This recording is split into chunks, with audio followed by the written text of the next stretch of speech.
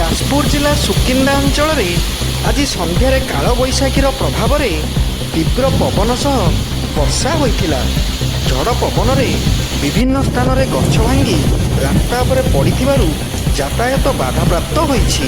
ସ୍ଥାନୀୟ ଲୋକେ ଭୟଭୀତ ହୋଇପଡ଼ିଥିବା ବେଳେ କେତେକ ସ୍ଥାନରେ ବିଦ୍ୟୁତ୍ ସେବା ମଧ୍ୟ ପ୍ରଭାବିତ ହୋଇଥିବା ସୂଚନା ମିଳିଛି। ପ୍ରଶାସନ ପକ୍ଷରୁ ସତର୍କତା ଅବଲମ୍ବନ କରିବାକୁ ଅନୁରୋଧ କରାଯାଇଛି।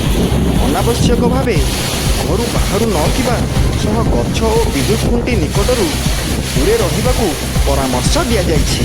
ଯାଜପୁର ପ୍ରତିନିଧି ସୁନୀଲ ମହାନ୍ତଙ୍କ ରିପୋର୍ଟ, ଓଡ଼ିଶା ନ୍ୟୁଜ୍।